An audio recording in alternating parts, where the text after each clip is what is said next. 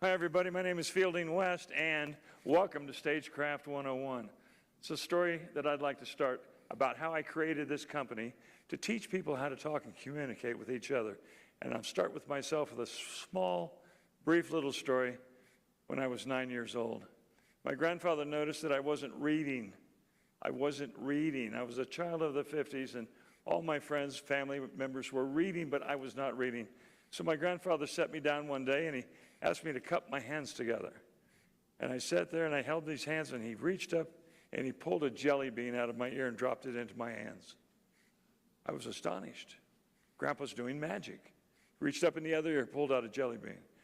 Back and forth, back and forth. He said, "Do you know what we call this?" I said, I think this is magic, Grandpa. He says, "It is. Do you believe in magic?" I said, "I don't know." He says, "If you believe in magic, you can reach up in your own ear and pull out a jelly bean."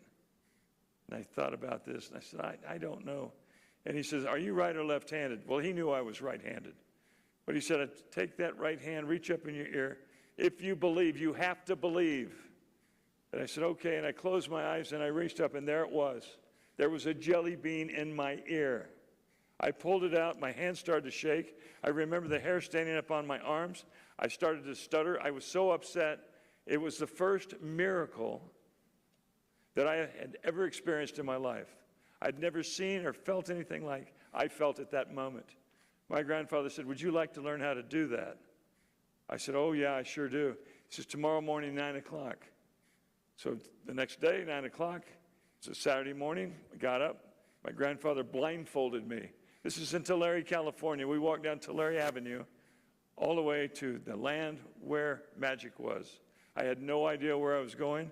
All I had on was a pair of shorts and some cowboy boots and a T-shirt and a baseball cap. He held my hand, walked me down. Next thing I know, we're walking across grass, upstairs, and I hear this noise. Boom, boom, boom, boom, boom. I was terrified. He walked me over. Everything smelled moldy. It smelled old.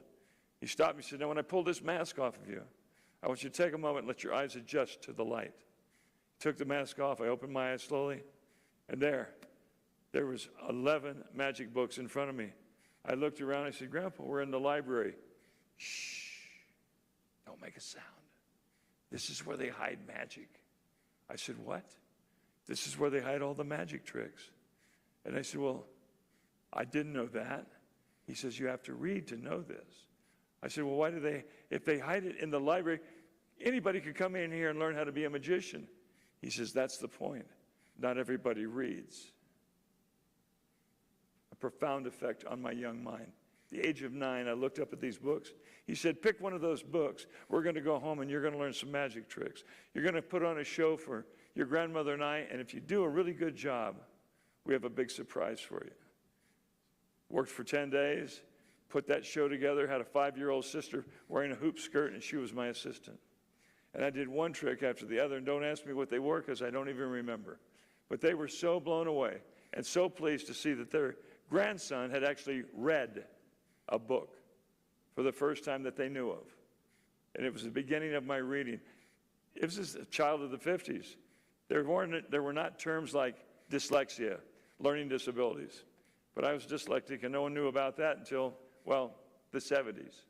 So here I am, making my way through school, but the first books I ever read were magic books, which helped me in my career decision as a magician. I got out of college, and I said, I don't know what I really want to be. I didn't have the confidence to be a magician.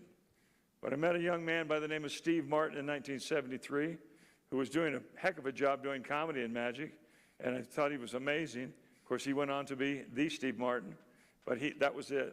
I was in graduate school in Tallahassee, Florida. I went down and checked out of graduate school, and I said, "I'm going to be a magician." Moved to Jacksonville, Florida, wrote a TV show, got it on the air. I was a Saturday morning kids show guy. Leonard Skinner, Ronnie Van Zant put his kids on my show. But he thought it would be funny to have me open for Molly Hatchet, the rock and roll group. They didn't even have a label yet. I opened for them. People saw me. That was it. I was on my way. I was on the road for a year and a half and wound up in Las Vegas. Well, I've become a magician and have been a magician going on 48 years now, or better. And the thing I bring The reason I bring this up to talk to you about it today is that going to magic conventions and watching young magicians come out on stage, the one thing I noticed was they had no formal training in Stagecraft 101. That's what I said. I'm going to make a class. I'm going to teach these guys how to enter the stage properly. I'm going to teach them how to breathe properly. I'm going to teach them where their eyes are supposed to be so that they will have total confidence in what they're doing. Anything goes wrong, the lights go out, the trick doesn't work, the assistant falls down, the music stops, it doesn't matter because they have a sense of confidence that they can take it from there. And that's what happened to me. So I teach Stagecraft 101. It's a class that is now going on the internet. I'm going to teach larger classes. For the last 17 years, I've been teaching individual classes of 3 to 4 people at a time. A lot of times I get executives, or I get young law students, or I get graduate students that have to give a PhD speech. They come to me, I shape them up. It takes 5 hours for me to do that. I give them the full benefit of my wares and everything that I've learned about speaking. And that's where I am today. So Stagecraft 101 is my business, and it's a unique teaching method because I believe in teaching timing. Now, I've always heard you can't teach timing. You either have it or you don't. Well, that would be like saying you can't sing or you can't be a musician. Well, you can teach singing and you can teach music. So why can't you teach rhythm? I played drums through college. I played the drums, so I knew about rhythm and I knew about timing. So I teach a course based on your heart rate, based on your breathing and your eye contact with the audience. And to do this, I use a metronome. That's right, just like in music. So I set that metronome between 84 and 86 beats per minute. Why? Because I discovered years ago that when I walked on stage to perform as a magician in review shows in Las Vegas, Reno, Tahoe, Atlantic City, all over the globe, I had a monitor to my watch, a pulsar, and it would tell me what my heart rate was. And my heart rate would go up to 90 before I went out. Nerves, I don't know. But the more experience I got, it got lower. But the one thing I noticed, and it didn't matter who it was that I was teaching and what it was with me, but after the first 2 minutes of speaking on stage, performing magic, and bringing that audience in, having them accept me, I'm watching them, I'm seeing their response, I'm hearing their response. Once that happened, I noticed that heart rate dropped to about 84 to 86 beats per minute, and it stayed there for the rest of the show. So that's my heart rate. So click, click, click, click. So when I teach, I have a monitor, and I have it on my phone, and it just clicks away. And it's upsetting.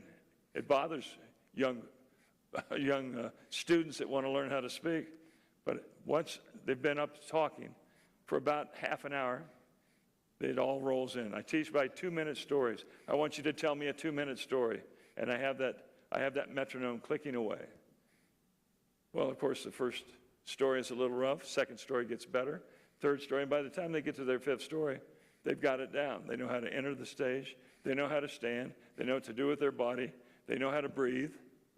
They know where the pauses are because of the clicks. And that click stays in their head. And it stayed in my head all of my life. My name is Fielding West. I am the founder and creator of Stagecraft 101. I want to see you there if you want to be the most creative speaker you can possibly be. Thank you.